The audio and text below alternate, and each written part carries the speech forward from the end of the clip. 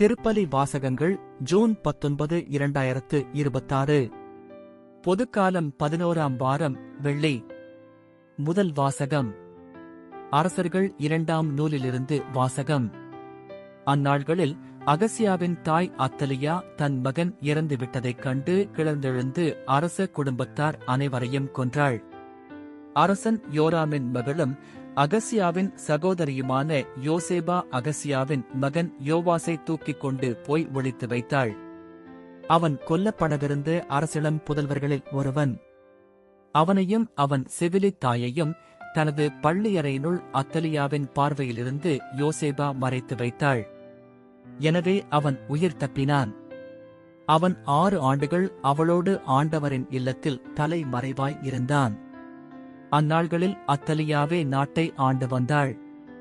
7ஆம் ஆண்டில் அரச மெய்க்காப்பாளர், அரண்மனை காவலர் ஆகியோரின் 100 தலைவர்களை குரு யோயாதா வரவழைத்து ஆண்டவரின் இல்லத்திற்குள் கூட்டிச் சென்றார். அங்கு அவர் அவர்களோடு உடன்படிக்கை செய்து கொண்டார். அக்கோவிலில் அவர்களை ஆணையிடச் செய்து அரசனின் மகனை அவர்களுக்கு காட்டினார். குரு யோயாதா கட்டளையிட்டு கூறிய அனைத்தையும் 100 தலைவர்கள் செய்தனர். ஓய்வு நாளில் விடுப்பில் செல்வோர், பணியேற்போர் ஆகிய தங்கள் வீரர்கள் அனைவரையும் கூட்டிக் கொண்டு குரு யோயாதாவிடம் வந்தனர். அவர் ஆண்டவரின் இல்லத்தில் இருந்த தாவீது அரசரின் ஈட்டிகளையும் கேடயங்களையும் 100 தலைவர்களுக்கு எடுத்துக் கொடுத்தார்.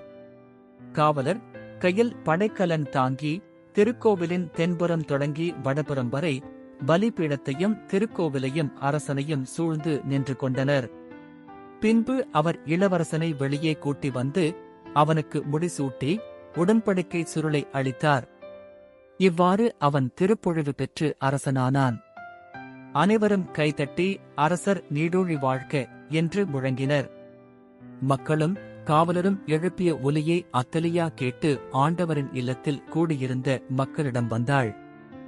மரபுக்கேற்ப அரசன் தூணருகில் நிற்பதையும் படைத்தலைவர்களும் எக்காலம் ஊதுபவர்களும் அவனருகில் இருப்பதையும் நாட்டின் எல்லா மக்களும் மகிழ்ச்சி கொண்டாடி எக்காலம் ஊதுவதையும் கண்டாள். உடனே அவள் தன் ஆடைகளை கிழித்துக் கொண்டு சதி சதி என்று கூக்குரலிட்டாள். அப்பொழுது குரு யோயாதா படைகளுக்கு பொறுப்பேற்றிருந்த 100 தலைவர்களை நோக்கி, படையணிகளுக்கு வெளியே அவளை கொண்டு செல்லுங்கள். அவளை எவனாவது பின்பற்றினால் அவனை வாளால் வெட்டி வீழ்த்துங்கள் என்று கட்டளையிட்டார். அவளை ஆண்டவரின் இல்லத்தினுள் கொல்லலாகாது என்றும் கூறியிருந்தார். எனவே அவர்கள் அரண்மனையின் குதிரை நுழைவாயிலை அவள் அடைந்தபொழுது அவளை பிடித்தனர். அங்கே அவள் கொல்லப்பட்டாள். பின்பு யோயாதா, ஆண்டவர் ஒரு பக்கமும் அரசன் மக்கள் மறுபக்கமுமாக அவர்களிடையே உடன்படிக்கை செய்து வைத்தார். இதன் மூலம் அரசனும் மக்களும் ஆண்டவரின் மக்களாய் இருப்பதாக ஏற்றுக்கொண்டனர். அவ்வாறே அவர் அரசனுக்கும் மக்களுக்கும் இடையே உடன்படிக்கை செய்து வைத்தார். பிறகு நாட்டில் உள்ள மக்கள் எல்லாரும் பாகாலின் கோவிலுக்குச் சென்று பலிபீடங்களையும் சிலைகளையும் தகர்த்தெறிந்தனர். பாகாலின் அர்ச்சகன் மத்தானை பலிபீடங்களுக்கு முன்பாக கொலை செய்தனர். பிறகு குரு ஆண்டவரின் இல்லத்தில் காவலரை நிறுத்தி வைத்தார். நாட்டின் எல்லா மக்களும் மகிழ்ச்சி கொண்டாடினர். அத்தலியா வாளால் அரண்மனையில் கொல்லப்பட்டபின் நகரில் அமைதி நிலவியது. ஆண்டவரின் அருள்வாக்கு. இறைவா உமக்கு நன்றி. பதிலுரை பாடல். பல்லவி. ஆண்டவர் சீயோனை தம் உறைவிடமாக்க விரும்பினார். ஆண்டவர் தாவீதுக்கு உண்மையாய் ஆணையிட்டுக் கூறினார், அவர்தம் வாக்குறுதியின்றென்று பின்வாங்க மாட்டார். உனக்கு பிறந்து ஒருவனை அரசனாக ஏற்படுத்தி உன் அரியணையில் வீற்றிருக்கச் செய்வேன். பல்லவி. ஆண்டவர் சீயோனை தம் உறைவிடமாக்க விரும்பினார். உன் மைந்தர் என் உடன்படிக்கையையும் நான் அவர்களுக்கு கற்பிக்கும் என் நியமங்களையும் கடைப்பிடித்தால் அவர்களுடைய மைந்தரும் என்றென்றும் உன் அரியணையில் வீற்றிருப்பர். பல்லவி. ஆண்டவர் சீயோனை தம் உறைவிடமாக்க விரும்பினார். ஆண்டவர் சீயோனை தேர்ந்தெடுத்தார், அதையே தம் உறைவிடமாக்க விரும்பினார்.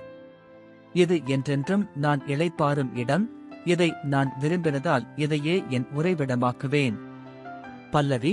ஆண்டவர் சீயோனை தம் உறைவிடமாக்க விரும்பினார். இங்கே தாவீதின் மரபிலிருந்து ஒரு வல்லவனை எழச் செய்வேன். நான் திருப்பொழிவு செய்தவனுக்காக ஓர் ஒளிவிளக்கை ஏற்பாடு செய்துள்ளேன். அவனுடைய எதிரிகளுக்கு இகழ்ச்சியெனும் உடையை உடுத்துவேன். அவன் மீதோ அவரது மணிமுடி ஒளி வீசும். பல்லவி. ஆண்டவர் சீயோனை தம் உறைவிடமாக்க விரும்பினார். நற்செய்திக்கு முன் வாழ்த்துளி. அல்லேலூயா, அல்லேலூயா. ஏழையரின் உள்ளத்தோர் பேறு பெற்றோர், ஏனெனில் விண்ணரசு அவர்களுக்கு உரியது.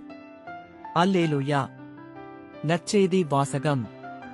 மத்தேயு எழுதிய தூய நற்செய்தியிலிருந்து வாசகம். அக்காலத்தில் இயேசு தம் சீடரை நோக்கிக் கூறியது, மண்ணுலகில் உங்களுக்கென செல்வத்தை சேமித்து வைக்க வேண்டாம்.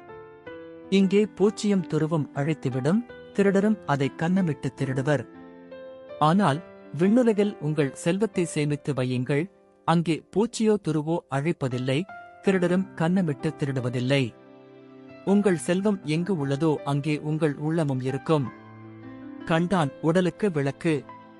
கண் நலமாயிருந்தால் உங்கள் உடல் முழுவதும் ஒளி பெற்றிருக்கும். அது கெட்டுப் போனால் உங்கள் உடல் முழுவதும் இருளாயிருக்கும். ஆகஸ்ட். உங்களுக்கு ஒளி தர வேண்டியது இருளாயிருந்தால் இருள் எப்படி இருக்கும்?